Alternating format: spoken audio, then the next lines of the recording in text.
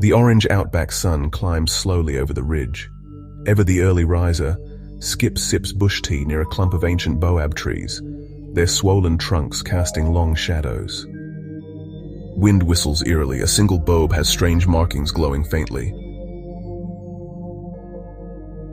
In the heart of the Kimberleys, where the rocks hum with memory and the air feels thick with stories, Skip the kangaroo sensed something was off. And when Skip's tail twitches like that, the land's usually got a tale to tell. Haven't heard the wind whisper through the Boabs like it used to. Feels like they're holding their breath. Or a secret. A kookaburra lets out a sharp cackle overhead, echoing off the gorge walls. Skip narrows his eyes at the biggest Boab, its trunk marked with ancient carvings.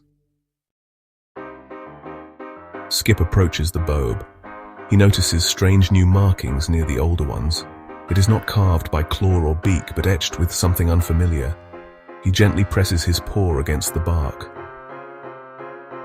Boab trees aren't just trees. Some have stood watch over this land for more than 1,000 years. Their trunks hold secrets, scars, and songs passed down through generations.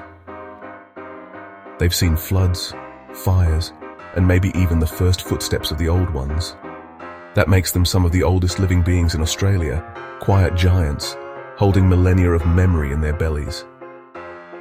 And at over 1,000 years old, some of these Boabs have seen more sunrises than any living creature in the bush.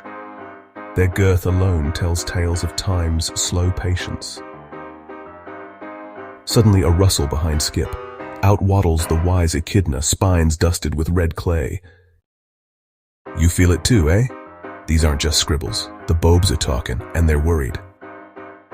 Worried? Trees don't fret, do they? Boabs are the memory trees of the old ones. If they're talking, best we listen. Those markings? I've seen similar ones back in Dreamtime Gorge. Old signs telling of a time when the land was shifting. Like a warning or a memory? Could be both, love. The Boabs remember, even when we forget. She ladles out stew. Skip eyes it suspiciously. Aunt Dot said the bush banana tastes best after rain, but rain's as rare as a polite emu these days. The trio ventures toward Dreamtime Gorge. The cliffs are lined with handprints, faded ochre shapes and whispers on the wind. Some say the old ones painted their dreams into stone and their warnings into bark, and now something was waking those whispers. Water, drought, then flood. It's happened before, and it might happen again.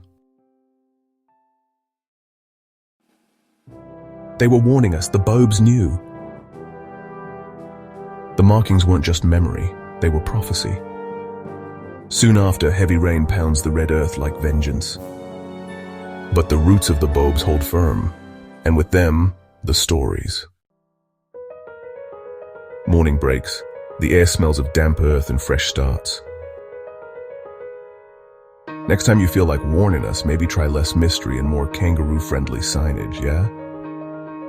That's not how trees talk, love, but it is how they remember. In a land carved by time and tested by elements, even a tree can speak. If you've got the ears and heart to listen. I hope you enjoyed this story. Catch you next time. Thanks for watching, subscribe and comment.